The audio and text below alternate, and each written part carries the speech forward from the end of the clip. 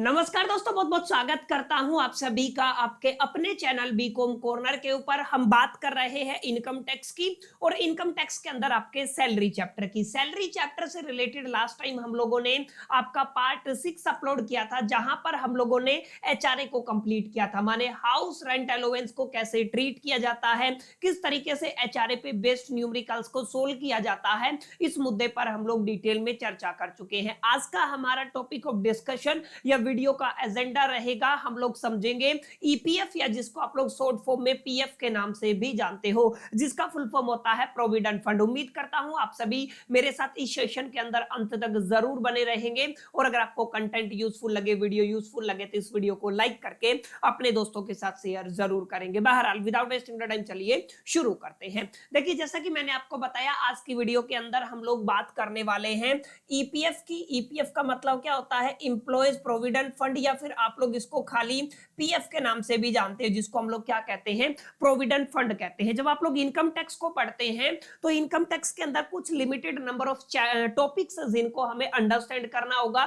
जैसे आज की वीडियो के अंदर सबसे पहले मैं आपको बताऊंगा आपके पीएफ का मीनिंग क्या होता है, इसकी बेसिक डेफिनेशन क्या होती है, बुनियादी तौर पे पीएफ बनाया क्यों गया था, यानी कि इसके बैकग्राउंड पर थोड़ी सी चर्चा करने वाले हैं। इसके बाद मैं आपको बताऊंगा एग्जैक्टली जब भी आप लोग प्रोविडेंट फंड की बात करते हैं तो एग्जैक्टली कितने प्रोविडेंट फंड होते हैं, कितने तरीके के प्रोविडेंट फंड होते हैं। बेसिकली आप लोग आपके सिलेबस के अकॉर्डिंग 4 तरीके के प्रोविडेंट फंड की बात करेंगे, जहां पे पहला आएगा ईपीएस माने इंप्लॉयज प्रोविडेंट फंड आएगा, दूसरा पब्लिक प्रोविडेंट फंड भी होता है, उसके बाद एक रिकॉग्नाइज होता है, एक अनरिकॉग्नाइज होता है। इन चारों के बीच में क्या डिफरेंस होता है, इस मुद्दे पर मैं डिटेल में आप सभी के साथ चर्चा करने वाला हूं। उसके बाद देखेंगे जब भी प्रोविडेंट फंड की आप लोग बात करते हैं तो उसके अंदर एक टर्म आती है कंट्रीब्यूशन और एक टर्म आती है इंटरेस्ट, यानी कि जब भी आप लोग पीएफ पढ़ते हैं तो पीएफ के अंदर दो इंपॉर्टेंट टर्मिनोलॉजी रहेगी, या पीएफ के अंदर दो इंपॉर्टेंट कंपोनेंट रहेंगे। पहला कंपोनेंट कंट्रीब्यूशन रहेगा, दूसरा जो कंपोनेंट है वो इंटरेस्ट रहेगा। तो कंट्रीब्यूशन क्या है, कैसे उसका ट्रीटमेंट होता है, इसी तरीके से हम लोग बात करेंगे इंटरेस्ट की भी। क्लियर है? आगे हम बात करेंगे टैक्स ट्रीटमेंट क्या रहने वाला है अगर आप लोग प्रोविडेंट फंड की कंट्रीब्यूशन की बात करते हैं। उसके बाद आपके इंटरेस्ट का टैक्स ट्रीटमेंट मैं आपको समझाऊंगा। अब यहाँ पे दो स्पेसिफिक कैटेगरी बनेंगी, एक आपकी रिकॉग्नाइज प्रोविडेंट फंड की, एक अनरिकॉग्नाइज प्रोविडेंट फंड की। तो दोनों को डिटेल में हम लोग चर्चा करने वाले हैं। उसके बाद हम लोग देखेंगे withdrawal and the tax implication on the retirement. जब भी कोई भी इंप्लॉय रिटायर होता है तो उसके ऊपर एग्जैक्टली क्या क्या टैक्स इंप्लीमेंटेशन होती है। क्लियर है? उसके बाद ये मैं बता चुका हूं, हम लोग टैक्स ट्रीटमेंट देखेंगे आपके रिकॉग्नाइज प्रोविडेंट फंड का और अनरिकॉग्नाइज प्रोविडेंट फंड का। लास्ट में कुछ न्यूमेरिकल्स को अप्रोच करेंगे एंड मैं आपको बताऊंगा कुछ इंपॉर्टेंट सेक्शन है जिनको आपको जानना जरूरी है अगर आप लोग पीएफ को अंडरस्टैंड करना चाहते हैं, डिटेल में समझना चाहते हैं। क्लियर? तो बहुत बुनियादी तौर पे आपको आज की वीडियो का एजेंडा समझ में आ गया होगा। करीब करीब 40-45 या 1 घंटे तक वीडियो जाएगा, लेकिन पीएफ से रिलेटेड जितने भी कॉन्सेप्ट आपको समझ में आ जाएंगी, कैसे न्यूमेरिकल को अप्रोच करना है, कौन सा फॉर्मूला अप्लाई करना है, इन तमाम मुद्दों पर हम लोग डिटेल में चर्चा करेंगे। चलिए अपने वीडियो को शुरू करते हैं। सबसे पहले मैंने आपको बताया आप पीएफ बोल दीजिए जिसका फुल फॉर्म होता है प्रोविडेंट फंड, या आप लोग बोल दीजिए ईपीएफ। ईपीएफ का मतलब होता है इंप्लॉयज प्रोविडेंट फंड। दोनों सेम रेफरेंस में इस्तेमाल किए जाते हैं। सबसे पहले आप लोग बात याद रखिएगा। अब पीएफ की जरूरत क्यों पड़ी, इस कॉन्सेप्ट को आपको समझना है। देखिए, कोई भी एक यूथ है या फिर कोई भी एक पर्सन है या कोई भी इंप्लॉय है, किसी भी ऑर्गेनाइजेशन को, किसी भी कंपनी को जिस उम्र में ज्वाइन करता है, तो हम ये मान के चलते हैं, ऑर्गेनाइजेशन ये मान के चलता है कि ये पर्सन हमें 60 साल तक सर्व करेगा। जब इसकी एज जो लिमिट है या एज है वो 60 साल हो जाएगी तो हम इसको रिटायरमेंट दे देंगे। अब रिटायरमेंट के टाइम पे ऑब्वियस ह्यूमन टेंडेंसी क्या होती है कि जो हमारे पास पैसा होता है हम लोग सेविंग नहीं कर पाते हैं।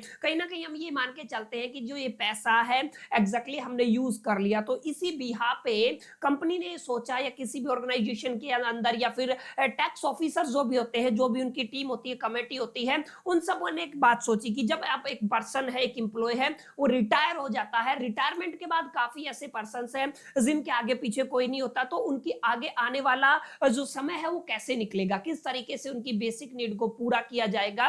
तो इसी कड़ी में उन्होंने थोड़ा दिमाग लगाया और बताया कि हम क्या करते हैं, जो इसको बेसिक सैलरी पे करते हैं ना, उस बेसिक सैलरी का एक परसेंटेज हम लोग अपने पास एक फंड के तौर पे रख लेंगे, जिसको हम लोग इसके रिटायरमेंट के टाइम पे दे देंगे, या तो पेंशन स्कीम के तौर पे हर महीने इसको देते रहेंगे, या हम लोग इकट्ठा करके दे दे देंगे। तो यहां से आपके प्रोविडेंट फंड की शुरुआत होती है। अब यहाँ पे एक बड़ा कॉन्सेप्ट ये भी आया कि जब प्रोविडेंट फंड की बात होती है, अगर मान लीजिए मेरी किसी भी ऑर्गेनाइजेशन के अंदर एज ए एम्प्लॉय सैलरी 10,000 है और मेरा जो पीएफ कटता मान लीजिए 1,000 रुपए कटता है, तो आपका जो एम्प्लॉय है वो राजी क्यों हो, क्यों वो अपना 1,000 रुपए आपके पास छोड़ेगा?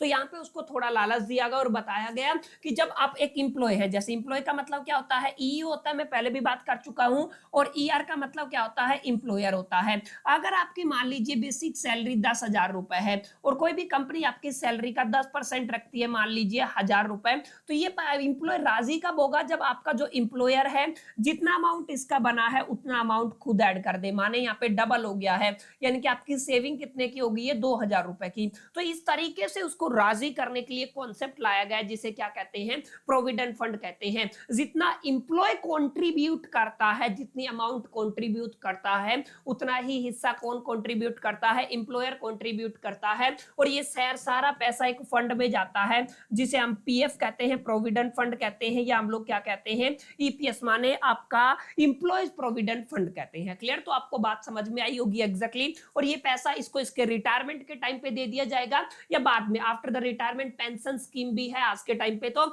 उसके हिसाब से भी आपको मंथली पैसा दे दिया जाता है।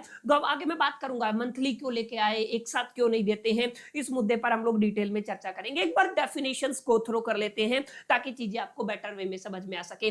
मैंने बताया ये क्या है, आपका प्रोविडेंट फंड है, ठीक है ना। अच्छा ध्यान रखिएगा, प्रोविडेंट फंड अपने आप में एक गवर्नमेंट बैक, मतलब गवर्नमेंट सपोर्ट करती है, इस मामले में क्या करती है, गवर्नमेंट स्कोप करती है, और ये आपका एक कंपलसरी सेविंग स्कीम है। देखिए ये क्या है, आपका कंपलसरी सेविंग स्कीम, एक ऐसा कंपलसरी सेविंग स्कीम जिसको गवर्नमेंट सपोर्ट करती है, जिसको डिजाइन किया गया है एम्प्लॉयज को to save a portion of their salary. ध्यान रखिएगा, इसकी सैलरी का एक पोर्शन बचाने के लिए during their working years, clear है, जब भी वो काम करता है, to create a retirement corpus. उसको क्या क्रिएट करना है, एक रिटायरमेंट कोप्स क्रिएट करना है, ताकि ये जो पैसा है ये इसको फाइनेंशियल सिक्योरिटी दे सके रिटायरमेंट के बाद। और एक कॉन्सेप्ट यहाँ पे लाया गया है, कभी भी मेडिकल इमरजेंसी या किसी भी तरीके की इमरजेंसी है तो ये पीएफ का पैसा इसको काम आ सके। क्लियर? तो that is called the PF. इसको क्या बोलते हैं, प्रोविडेंट फंड बोलते हैं। तो आई होप कि प्रोविडेंट फंड का जो कॉन्सेप्ट था वो आपको समझ में आया होगा, प्रोविडेंट फंड क्या होता है।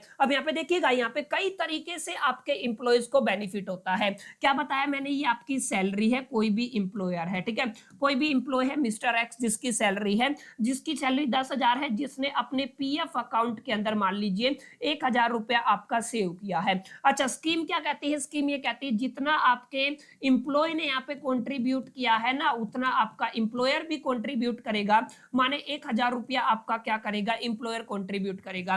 तो टोटल अमाउंट कितना हो गया है आपका, 2,000 हो गया है। एक तो यहाँ पे पैसा 1,000 रुपए डला और इसके प्रोविडेंट फंड के अंदर कितना रिफ्लेक्ट हुआ, 2,000 रुपए। एक तो बेनिफिट इंप्लॉय को ये हो गया, प्लस में यहाँ पे आपको इंटरेस्ट भी मिलता है, याद रखिएगा क्या मिलता है आपको, ब्याज भी मिलता है। क्लियर है? तो इंटरेस्ट भी मिला और आपको जो आपका पैसा जितना डाला था ना डबल भी हो गया। ऐसे में काफी लोगों ने थोड़ा दिमाग लगाया कि हम लोग क्यों ना इस पैसे को, जब हमारा डबल भी हो रहा है, हमें कंपाउंडिंग इंटरेस्ट भी मिल रहा है, तो हम लोग पूरी अपनी सैलरी को यहाँ पे रख देते हैं, ताकि अब यहाँ पे कंडीशन क्या थी, कंडीशन यही थी ना कि जितना पैसा इंप्लॉयज ने डाला प्रोविडेंट फंड के अंदर उतना ही पैसा कौन डालेगा, इंप्लॉय डालेगा। तो उस केस में कई लोग पूरी पूरी सैलरी वहां पे सेव कर देते, ताकि मान लीजिए 20,000 किसी ने डाला तो 20,000 को अब उतना ही अमाउंट कौन कंट्रीब्यूट करेगा, इंप्लॉयर कंट्रीब्यूट करेगा। तो यहाँ से कॉन्फ्लिक्ट शुरू हुआ। तो यहाँ पे एक लिमिट लगा दी गई कि यहाँ पे जो आपकी मैक्सिमम लिमिट लगाई गई है ना वो कितनी है, 12% ऑफ द सैलरी, माने 12% ऑफ द सैलरी तक ये आपका इंप्लॉयर क्या कर सकता है, कंट्रीब्यूट कर सकता है। उससे ज्यादा अगर आप लोग डालते हैं डाल लीजिए, लेकिन उसके ऊपर उतना सेम अमाउंट इंप्लॉयर की तरफ से आपको नहीं दिया जाता। आगे मैं डिटेल में चर्चा करूंगा। यहां तक उम्मीद करता हूं आपको ये जो कॉन्सेप्ट था what is provident fund, provident fund आपको समझ में आया होगा कि इसकी कहानी क्या रही। क्लियर है? गवर्नमेंट सपोर्ट करती है सिस्टम को, आपको याद रखना है। कुछ बातें हैं जिन पर अभी मैं आपके साथ डिटेल में चर्चा करूंगा। कितने तरीके के प्रोविडेंट फंड होते हैं, क्वेश्चन क्या है आगे क्वेश्चन है कितने तरीके के हमारे पास टाइप्स ऑफ प्रोविडेंट फंड होते हैं। तो मैं आपको क्लियर बता देता हूं, यहाँ पे ध्यान दीजिएगा। जब भी आप लोग पीएफ की बात करते हैं तो 4 तरीके के पीएफ बनते हैं। तो एक आपका ईपीएफ बनता है, यानी कि एम्प्लॉयज प्रोविडेंट फंड होता है। एक आपका पब्लिक प्रोविडेंट फंड होता है जिसको आप लोग पीपीएफ के नाम से जानते हैं। एक आपका रिकॉग्नाइज्ड प्रोविडेंट फंड होता है, एक आपका अनरिकॉग्नाइज्ड प्रोविडेंट फंड होता है। क्लियर, ये आपको थोड़ा ध्यान में रखना है। अब यहां तक तो आपको समझ में आ गया होगा। कोई भी सैलरीड पर्सन है वो किस कैटेगरी में जाएगा, एम्प्लॉयड प्रोविडेंट फंड की कैटेगरी में जाएगा।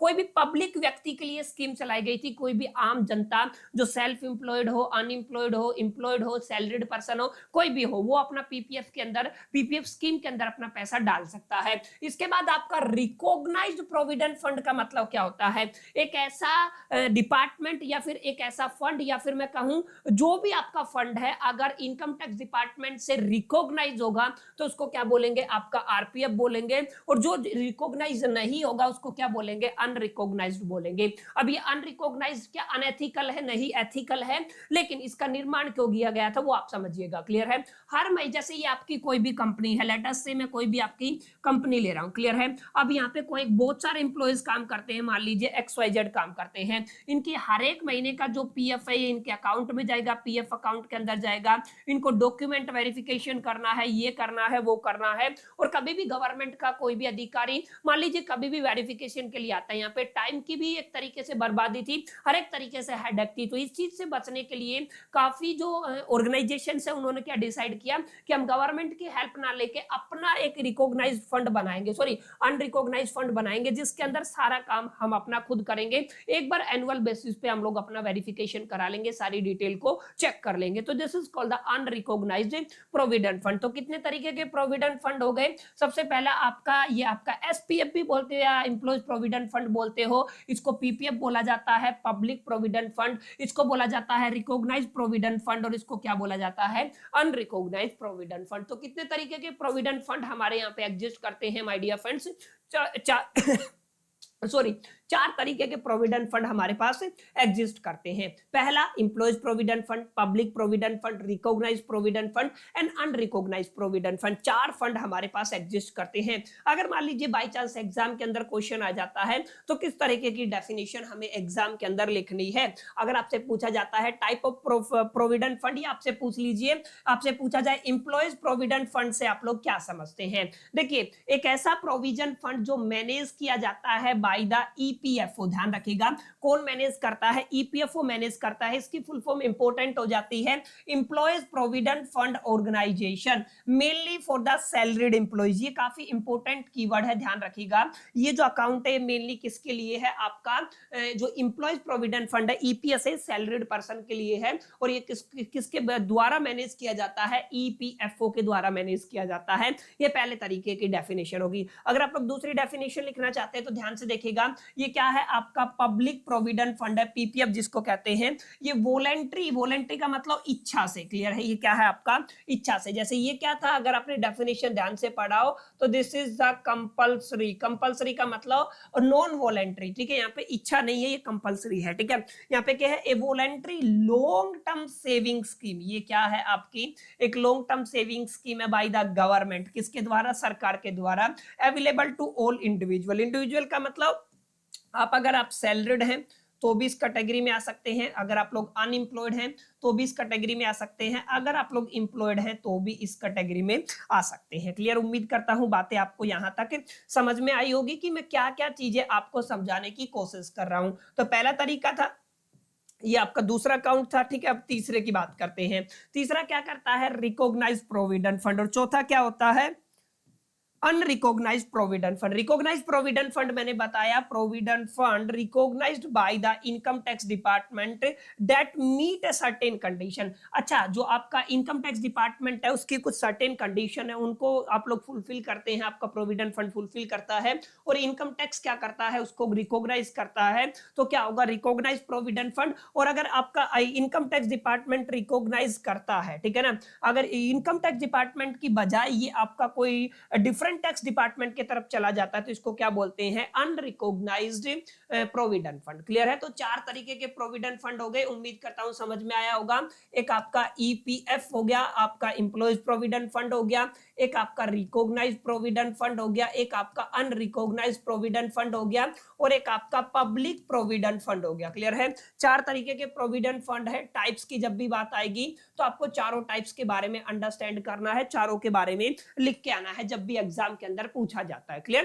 तो आई होप कि प्रोविडेंट फंड आपको समझ में आया होगा। अब ध्यान से देखिए यहाँ पे क्या चीजें हो रही है। जब भी आप लोग प्रोविडेंट फंड की बात करते हैं तो दो इंपॉर्टेंट टर्म हमारे पास आई है। पहला तो क्या आया है आपका कॉन्ट्रीब्यूशन। क्या आया है आपका कॉन्ट्रीब्यूशन? अमाउंट जितनी कोई भी आपका इंप्लॉयज और इंप्लॉयर डालता है आपके फंड के अंदर वो आपका कॉन्ट्रीब्यूशन होता है।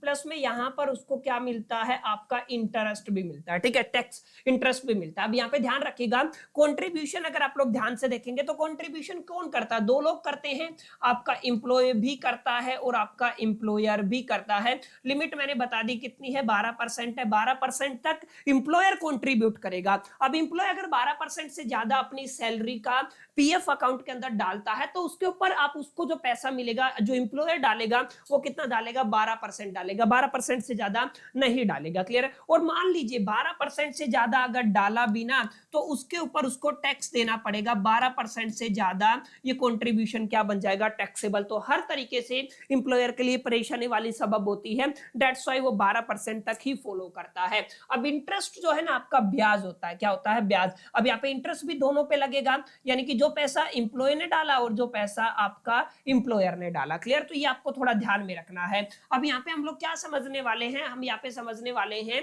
अगर आप लोग कॉन्ट्रीब्यूशन की बात करते हैं तो कॉन्ट्रीब्यूशन के अंदर मैंने बताया दोनों इंप्लॉय भी और आपका इंप्लॉयर भी कॉन्ट्रीब्यूट करते हैं इक्वल अमाउंट। कैसा करते हैं? इक्वल अमाउंट क्या करते हैं? कॉन्ट्रीब्यूट करते हैं। अच्छा, जो इंप्लॉय का जो कॉन्ट्रीब्यूशन है ना ये इसकी सैलरी से होता है। इसकी जो बेसिक सैलरी है उससे क्या कर लिया जाता है? काट लिया जाता है, जो भी यहाँ पे इसका कॉन्ट्रीब्यूशन होता है। मैंने बताया आपका 12% ऑफ बेसिक सैलरी यहाँ पे मेन आपका क्राइटेरिया है। अच्छा, employ contribute is deducted from the salary, ये बात भी मैं आपको बता चुका हूं। और यहाँ पे पार्शियली क्रिएटेड होता है, आधा इंप्लॉयज पे एक कॉन्ट्रीब्यूट करता है और आधा आपका इंप्लॉयर कॉन्ट्रीब्यूट करता है। क्लियर है? अब डिपेंड करेगा आपका जो प्रोविडेंट फंड है वो आरआईपीएफ है या आपका अनरिकॉग्नाइज्ड प्रोविडेंट फंड है। क्लियर है? ये आपको थोड़ा ध्यान में रखना है। अगर आपका रिकॉग्नाइज्ड प्रोविडेंट फंड है ना तो काफी रिलैक्सेशन आपको देखने को मिलते हैं। क्लियर? आपको क्या देखने को मिलते हैं? काफी रिलैक्सेशन देखने को मिलते हैं। और अनरिकॉग्नाइज्ड प्रोविडेंट फंड के अंदर काफी चीजों पे आपको क्या देना पड़ता है? टैक्स देना पड़ता है। क्लियर? तो इस मुद्दे पर अभी मैं आऊंगा, उससे पहले आप लोग इन तमाम कॉन्सेप्ट को क्लियर कीजिए। देखिए क्या क्या बातें मैंने आपको बताई। सबसे पहले हमने पढ़ा प्रोविडेंट फंड क्या होता है, क्यों इसकी जरूरत होती है, क्या डेफिनेशन होती है, कितने तरीके के प्रोविडेंट फंड होते हैं, कितने तरीके के प्रोविडेंट फंड, उनकी क्या क्या डेफिनेशन निकल के आई, कंट्रीब्यूशन का क्या मीनिंग होता है, इंटरेस्ट का क्या मीनिंग होता है। क्लियर है? अब हम बात करेंगे इस कंट्रीब्यूशन का टैक्स ट्रीटमेंट क्या रहेगा। माने जो ये आपका कंट्रीब्यूशन है इसका टैक्स ट्रीटमेंट क्या है। क्या ये जो आपका कंट्रीब्यूशन इसके ऊपर आपको टैक्स देना है या नहीं देना है, इस चीज को आपको ध्यान में रखना है। अच्छा, एक छोटी सी बात मैं आपको बताता हूं जिसको आपको अपने जहन में रखना है। लेट अस कंसीडर ये आपका प्रोविडेंट फंड है। क्लियर है? ये आपका प्रोविडेंट फंड है जिसके अंदर दो चीजें हैं, एक आपका कंट्रीब्यूशन आ जाता है और एक आपका क्या आ जाता है? इंटरेस्ट आ जाता है। तो हम लोग यहाँ पे क्या लिखते हैं? कंट्रीब्यूशन और आपका इंटरेस्ट। कंट्रीब्यूशन के अंदर भी हम लोग कहते हैं आपका कंट्रीब्यूशन इंप्लॉय ने किया है या आपका कंट्रीब्यूशन इंप्लॉयर ने किया है। लेट अस कंसीडर कि हम लोग अपने इंप्लॉय वाले की बात करते हैं, इंप्लॉय ने कंट्रीब्यूट किया है। तो इंप्लॉय जब कंट्रीब्यूट करता है ना तो एक आपका डिपॉजिट टर्म आता है। डिपॉजिट का मतलब उसने पैसा जमा किया है। एक क्या आता है? आपका विड्रॉवल आता है। क्लियर है? तो आपको थोड़ा ध्यान में रखना है। यहाँ पे इसने टैक्स अगर पे कर लिया, इसके ऊपर क्या है? ये टैक्सेबल है। टैक्स पे कर दिया तो यहाँ पे इसको पे करने की जरूरत नहीं है। दो बार थोड़ी ना देगा, जब जमा किया जब भी टैक्स दे और निकलवाए जब भी दे, ऐसा थोड़ी ना होता। टैक्स तो एक बार ही पे करना होगा। क्लियर है? अब यहाँ पे मेन मुद्दे की बात करते हैं। मेन मुद्दा क्या है? सबसे पहले हम लोग इंप्लॉइज के कंट्रीब्यूशन को देखेंगे, उसके बाद हम लोग इंप्लॉयर के कंट्रीब्यूशन को देखेंगे। That's it. देखिए क्या लिखा हुआ है, पहला पॉइंट लिखा हुआ है contribution made by the employ to the recognised provident fund. ये इंपॉर्टेंट टर्म है जिसका आपको ख्याल रखना है। हम किसकी बात कर रहे हैं? रिकॉग्नाइज्ड प्रोविडेंट फंड की बात कर रहे हैं। Up to the 12% of the salary, ध्यान रखिएगा, are eligible to deduction under the section 80C, यानी कि आपका ये डिडक्शन होता है 80C के according of the income tax act. माने सिंपल लैंग्वेज में आप समझिए, कोई भी इंप्लॉय है वो अगर अपने प्रोविडेंट फंड के अंदर अप टू 12% अपनी सैलरी का रखता है तो उसको डिडक्शन मिल जाएगा। किसके अकॉर्डिंग डिडक्शन मिलेगा? 80C के अकॉर्डिंग डिडक्शन मिलेगा। अगर 12% से ज्यादा उसने अपना क्या किया? प्रोविडेंट फंड के अंदर सैलरी डाला तो कैसा हो जाएगा माय डियर फ्रेंड्स? वो आपका टैक्सेबल हो जाएगा। क्लियर है? क्या हो जाएगा? आपका टैक्सेबल हो जाएगा, याद रखिएगा। और किस फंड की बात हो रही है, रिकॉग्नाइज्ड पीएफ प्रोविडेंट फंड की बात हो रही है, क्लियर है। और यहाँ पे ध्यान रखिएगा 12% तक ही इसमें आपका इंप्लॉयर कंट्रीब्यूट करेगा, उससे आगे अगर इंप्लॉयर कंट्रीब्यूट करता है तो उस पैसे पर भी उसको टैक्स देना पड़ेगा। इधर आप लोग रिकॉग्नाइज्ड प्रोविडेंट फंड यूज कर रहे हैं या अनरिकॉग्नाइज्ड प्रोविडेंट फंड यूज कर रहे हैं, क्लियर है। अब यहाँ पे देखिएगा आपका मैक्सिमम डिडक्शन अगर आपसे पूछ लिया जाए, कई बार पूछ लिया जाता है एग्जामिनेशन के अंदर, मैक्सिमम डिडक्शन 80C क्या कहता है, कितनी है, 1.5 लाख अमाउंट है, जहां पर आपके सारे इलिजिबल इन्वेस्टमेंट आ जाते हैं। बहुत बेसिक बात है, ठीक है। तो ये तो किसकी बात हुई, ये तो इंप्लॉई की बात हुई। अब किसकी बात कर लेते हैं, इंप्लॉयर की बात कर लेते हैं। वही मैंने बताया आपका इंप्लॉयर का 12% of the employees salary is not taxable. यहाँ पे क्या होता है आपका, ये क्या होता है, नॉट टैक्सेबल होता है 12% तक। अगर आप इससे ज्यादा जाते हैं तो आपका क्या हो जाता है, आपका टैक्सेबल हो जाता है, क्लियर है। Employer contribute exceeding 12% is taxable, 12% से ज्यादा एक्सीड कर जाते हो तो आपका अमाउंट क्या हो जाएगा, taxable as a part of the salary income. ये आपको थोड़ा ध्यान में रखना है, किसकी बात हो रही है यहाँ पे, सैलरी इनकम के पार्ट के अंदर ये क्या हो जाएगा, टैक्सेबल हो जाएगा, क्लियर। तो बहुत बेसिक बात मैंने आपको बताई, क्या बताई, कंट्रीब्यूशन के अंदर दो लोग कंट्रीब्यूट करते हैं। चलिए एक नया पेज ले लेते हैं ताकि चीजें आपको और बेटर वे में समझ में आ सके। देखिए हमने क्या कहा, प्रोविडेंट फंड के अंदर हम लोग किसकी बात कर रहे हैं, हम लोग कंट्रीब्यूशन की बात कर रहे हैं, ठीक है। और कंट्रीब्यूशन के अंदर भी मैंने क्या समझाया आपको, मैंने बताया जब भी आप लोग कंट्रीब्यूशन की बात करते हैं तो कंट्रीब्यूशन के अंदर हम लोग ने देखा दो लोग कंट्रीब्यूट करते हैं। पहला आपका एम्प्लॉय कंट्रीब्यूट करता है और आपका दूसरा कौन करता है, एम्प्लॉयर कंट्रीब्यूट करता है, ठीक है। स्पेसिफिकली अगर आप लोग रिकॉग्नाइज्ड प्रोविडेंट फंड की बात करते हैं तो अगर आप लोग 12% तक अगर अपनी सैलरी का,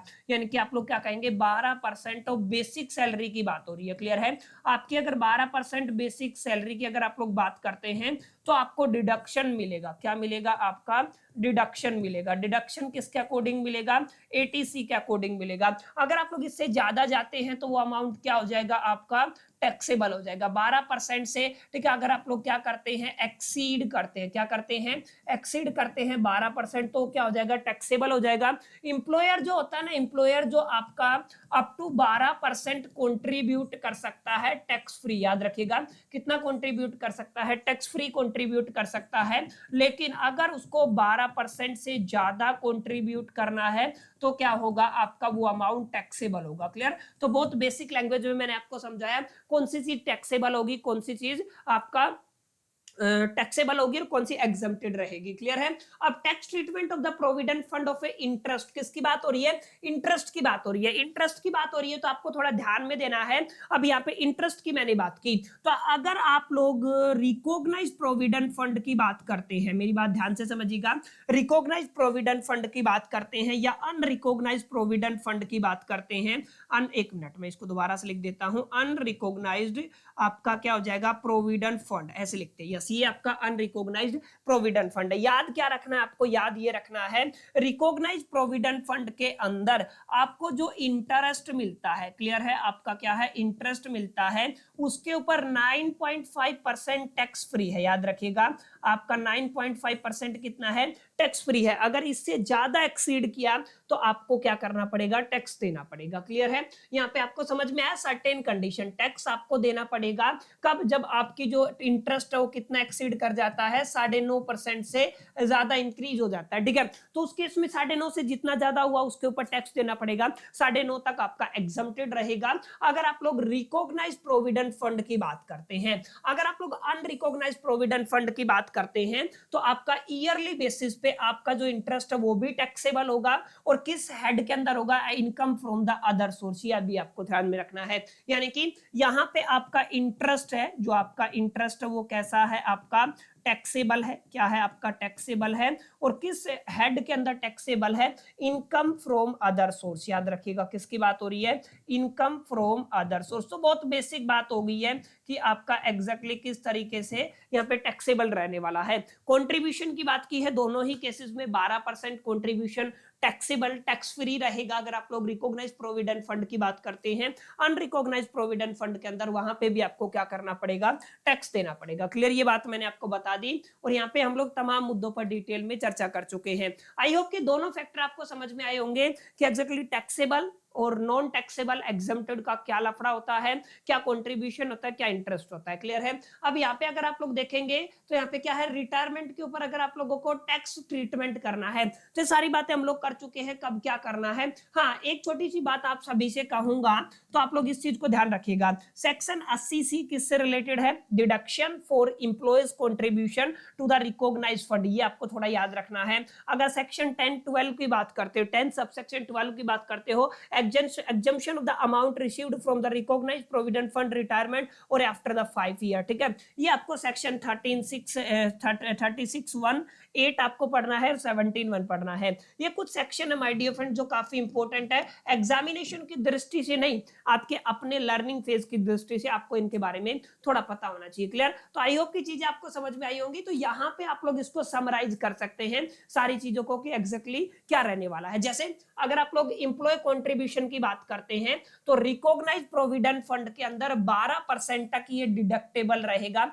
डिडक्शन आपको मिलेगा। याद रखिएगा यहाँ पे भी कितना अमाउंट है, 12% है, ठीक है ना। अगर आप लोग यहाँ पे अनरिकॉग्नाइज्ड की बात करते हैं तो आपका यहाँ पे नहीं होता है। क्लियर है, डिडक्शन आपको नहीं मिलता है और डिडक्शन भी अंडर द सेक्शन 80C के अकॉर्डिंग मिलता है। अगर आप लोग इंप्लॉयर की बात करते हैं तो इंप्लॉयर आपका क्या रहता है, 12% तक टैक्स फ्री रहता है, लेकिन अनरिकॉग्नाइज के अंदर आपको क्या होता है, टैक्सेबल होता है ईयरली और डिडक्शन अलाउड होता है। ये थोड़ा आपको ध्यान में रखना है, ठीक है। अगर आप लोग इंटरेस्ट क्रेडिटेड की बात करते हैं, रिकॉग्नाइज के अंदर टैक्स फ्री होता है, यहाँ पे टैक्सेबल होता है, मैंने बताया ना आपका टैक्सेबल होता है। अगर आप लोग विड्रॉ, अच्छा ये दोनों फैक्टर खास इंपॉर्टेंट नहीं है, इनको आप लोग छोड़ सकते हैं, ये आपके सिलेबस के लिहाज से रही है। अगर आप लोग डीयू वगैरह के स्टूडेंट हैं तो आपको केवल ये 3 पॉइंट याद रखने हैं, ठीक है। ये तीनों पॉइंट अगर आपने याद रख लिए तो आप लोग इजीली क्या कर पाएंगे, टैकल कर पाएंगे हर एक न्यूमेरिकल को। तो आज की वीडियो में माय डियर फ्रेंड्स मैंने आपको क्या क्या चीजें सिखाई, प्रोविडेंट फंड देखा, क्या क्या कंट्रीब्यूशन होता है, इन तमाम मुद्दों पर बात की, कब टैक्सेबल होगा, कब नॉन टैक्सेबल होगा, ठीक है,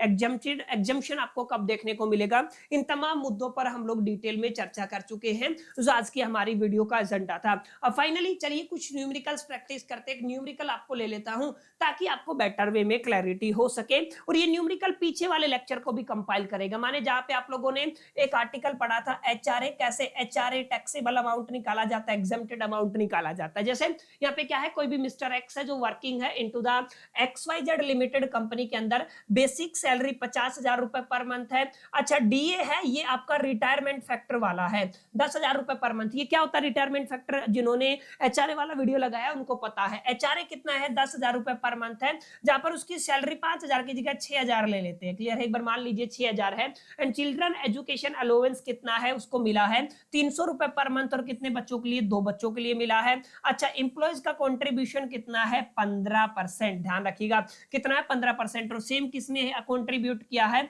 आपका ईआर ने कंट्रीब्यूट किया है। अच्छा interest on recognise provident fund के ऊपर कितना दिया गया, 13%, दैट इज द 13,000। आपको क्या करना है, कंप्यूट करना है टैक्सेबल सैलरी। क्या निकालना है आपको, टैक्सेबल सैलरी। फॉर्मेट आप सभी को पता है, आप लोग पहले से प्रैक्टिस करते आए हैं, तो फटाफट से करते। देखिए कोई ज्यादा यहाँ पे आपको डिफिकल्ट चीजें देखने को नहीं मिलेंगी माय डियर फ्रेंड्स, बहुत इजी सा क्वेश्चन है। अगर आप लोगों ने थोड़ा बहुत भी पीछे का प्रैक्टिस किया होगा, आज की वीडियो को ध्यान से समझा होगा ना, तो आप लोग इजीली बना पाएंगे। एक बार मैं फॉर्मेट बना लेता हूं, उसके बाद हम लोग आगे समझेंगे, ठीक है। अब क्या करते हैं हम लोग, अपने फॉर्मेट को यहाँ पे बनाने के बाद हम लोग करते हैं क्वेश्चन को। देखिए यहाँ पे आप लोग क्या लिखते हैं, यहाँ पे वही आपका क्या हो जाएगा, पर्टिकुलर्स। ये तमाम चीजें मैं नहीं लिख रहा हूँ, यहाँ पे आपका अमाउंट हो जाएगा। सबसे पहले क्या आता है, सबसे पहले आता है, एक मिनट, यहाँ पे आपका क्या आता है, सबसे पहले आता है आपका बेसिक सैलरी। अब बेसिक सैलरी को अगर आप लोग ध्यान से देखते हैं तो कितना है, 50,000 रुपए एक महीने का है, 12 महीने के लिए कैलकुलेट करना है तो 6 लाख हो जाएगा। माने हम लोग कितना लिख सकते हैं, यहाँ पे आपका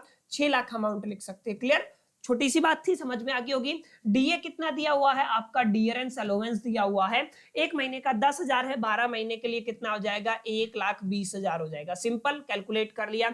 एचआरए कितना, अच्छा एचआरए कैसे कैलकुलेट करते हैं, अगर आप सभी को याद है तो मैंने कराया था, कैसे कराया था। एचआरए को अगर टैक्सेबल एचआरए कैलकुलेट करना है तो सर हमें क्या करना पड़ेगा, हमें 3 स्टेप को फॉलो करना पड़ेगा। सबसे पहले हमें निकालना है आपका एक्चुअल रिसीव्ड कितना है, ओके हम निकाल लेंगे एक्चुअल रिसीव्ड। उसके बाद हमें क्या करना है, हम निकालेंगे सेकंड स्टेप रेंट पेड, और उसके अंदर से आपको क्या निकालना है, 10% सैलरी निकालना है। क्लियर है। अगर आप लोग मेट्रो सिटी से बिलोंग करते हैं तो 50% नहीं तो आपको 40% लेके चलना है किसका, आपकी सैलरी का। तीनों के अंदर से जो छोटा फैक्टर है वो माइनस कर देंगे, वो टैक्सेबल हो जाएगा। अब यहाँ पे बड़ा चैलेंज क्या था हम लोगों के लिए, सैलरी को कैलकुलेट करना। अगर आप सभी को याद हो तो सैलरी कैसे कैलकुलेट करना बताया था आपको, बेसिक सैलरी लेना है, ठीक है। आप लोग क्या लेंगे, बेसिक सैलरी लेंगे, प्लस में जो रिटायरमेंट फैक्टर वाला डियरेंस अलाउंस लेंगे, क्लियर है। ऐसे आप लोग सैलरी कैलकुलेट करते हैं। बेसिक सैलरी कितनी है, एक साल की 6 लाख रुपए है, ओके। डियरेंस अलाउंस कितना है आपका, 1,20,000 है, क्लियर है। और कमीशन है नहीं, वैसे इसमें क्या होता है आपका, कमीशन भी होता है, वो है नहीं, क्वेश्चन पढ़ चुके हैं। कितना अमाउंट हो गया, 7,20,000 हो गया है, क्लियर है। और अगर आप लोग 7,20,000 का 10% निकालते हैं तो कितना हो जाता है, 72,000 हो जाता है, क्लियर है। अगर आप लोग इसी का अगर आप लोग 50% निकालते हैं, 50% में उसको इसका आधा कर देंगे, अगर 2 से डिवाइड करते हैं तो 3 2 6 और 3 6 12, यानी कि आपका 3,60,000 हो जाएगा। अभी यहाँ पे मैं बताऊंगा आपको कि आपका 3,50% क्यों निकाला, 10% क्यों निकाला। एक्चुअल रिसीव्ड कितना है, एचआरए कितना मिल रहा है, अगर आप लोग ध्यान से देखेंगे तो एचआरए कितना है, एचआरए है आपका 10,000 रुपए पर मंथ। अगर आप लोग ध्यान से देखेंगे 10,000 रुपए पर मंथ, एक साल का कितना हो गया, 1,20,000 हो जाएगा।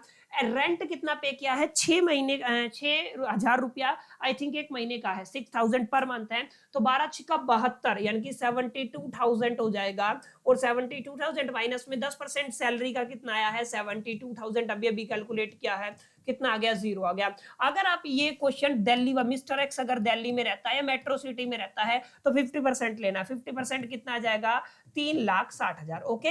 अब हमें क्या करना है इसके अंदर से, सबसे छोटा अमाउंट देखना है। सबसे छोटा अमाउंट कौन है, 0, माने यहाँ पे एग्जम्पशन कुछ भी नहीं मिलेगा, जितना एचआरए मिला वो सारा हमें क्या करना पड़ेगा, टैक्सेबल करना पड़ेगा, क्लियर। तो अगर आप लोग यहाँ पे टैक्सेबल करते हैं तो क्या करना पड़ेगा हमें, ऑब्वियस सी बात है। अब हम क्या करेंगे, एचआरए पूरा का पूरा जाएगा, एक महीने का कितना है, 10,000, और एक साल के लिए निकालना है तो 1,00,000 कितना आ जाएगा आपका, 20,000 आ जाएगा, ठीक है। 12 से मल्टीप्लाई कर देंगे। यहाँ पे एग्जम्पशन मैंने माइनस करके लिखा है, समझ गए ना, माइनस करके लिखा है, छोटा अमाउंट। उसके बाद आपका चाइल्ड एजुकेशन अलाउंस है, ठीक है, चाइल्ड एजुकेशन अलाउंस है। अच्छा, कितना दिया हुआ है आपका, 300 रुपए पर मंथ दिया हुआ है। अगर आप लोग ध्यान से देखेंगे 300 रुपए पर मंथ दिया हुआ है, 12 महीने के लिए निकालना है, 2 बच्चों का है। अगर आप लोग 12 दूनी 24 और 24 को 3 से मल्टीप्लाई 72, यानी कि आ जाएगा 7200, कितना आ गया आपका, 7200, ठीक है। तो आपका 7200 आ गया। अब इसके अंदर से अगर आप लोग एग्जम्पशन करते हैं तो 2 बच्चों के लिए मिलता है 200 के हिसाब से, अगर आपको याद हो तो हम लोग 12 गुना में कितना कर देंगे, 2 कर देंगे, तो कितना हो जाएगा आपका, 12 दूनी 24 दूनी 48, 48 अगर आप लोग माइनस करते हैं, करिए, 12 24 12 36 12 चौका 48, 12 पंजा 60, 12 6 72, माने करीब करीब आप लोग मान के चले,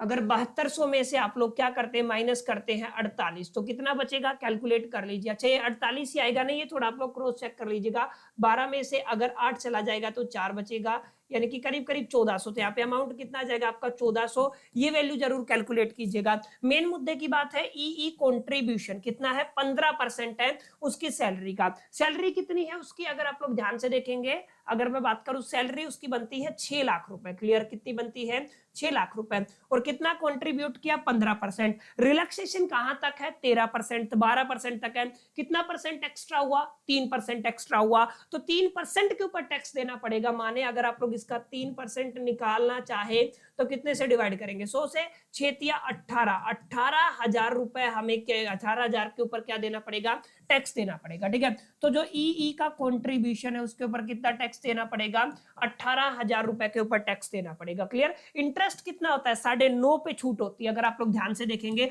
13% है, 9.5 पे छूट होती है। टोटल अमाउंट कितना है, 13,000 है। कितना एक्स्ट्रा हुआ है ये आपको थोड़ा ध्यान में रखना है, 13.5 पे गया 9.5 से, तो कितना बना आपका, करीब आपका 3.5 बन गया, माने 3.5% ज्यादा है, तो 3.5% आप लोग निकाल लेंगे। अगर मैं पॉइंट हटा देता हूं तो एक जीरो यहाँ पे आ जाएगा, 3 जीरो से 3 जीरो कैंसिल, 13 मल्टीप्लाई बाय 35, ये जो अमाउंट आएगा ना ये यहाँ पे लिख देंगे, माने 13 मल्टीप्लाई बाय 35, ये भी क्या आएगा आपका, 13 गुणा कर लेना, 13 मल्टीप्लाई बाय 35, ये जो आंसर है ना, अगर आप लोग टोटल कर देंगे तो आ जाएगा ग्रोस टोटल सैलरी। समझ में आया मेरी बात। यहाँ पे मेन मुद्दे की बात क्या है, 2 पॉइंट है, एक तो 15%, 12% से 3% ज्यादा है तो सैलरी का 3% टैक्सेबल रहेगा।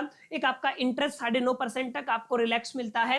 कहां पर की बात कर रहा हूं मैं, आपका रिकॉग्नाइज प्रोविडेंट फंड की बात कर रहा हूं। 13% यानी कि 3.5% ज्यादा है तो 3.5% मैंने कैलकुलेट करके या लिख दिया। तमाम चीजों को अगर कैलकुलेट करेंगे, टोटल करेंगे, जो भी आपको अमाउंट मिलेगा वो क्या होगा, आपका आंसर होगा। तो इस तरीके से किसी भी क्वेश्चन को टैकल कर पाएंगे। बहुत आसान सा सवाल आपको इस टॉपिक के ऊपर देखने को मिलता है। तो माय डियर फ्रेंड्स, ये था आपका प्रोविडेंट फंड से related question answer basic concept वाला वीडियो। उम्मीद करता हूं चीजें आपको समझ में आई होंगी। जितने भी बच्चे इस वीडियो का इंतजार कर रहे थे उनको चीजें कॉन्सेप्ट समझ में आया होगा, वीडियो अच्छा लगा होगा। वीडियो अच्छा लगा तो लाइक कर दीजिए, दोस्तों के साथ शेयर करना मत भूलिएगा। पहली दफा चैनल पे है तो सब्सक्राइब करके बेल आइकन को जरूर प्रेस कर लीजिएगा। अगले पार्ट में मिलते हैं, जब तक के लिए मेरे सोल दी बाय, लकी।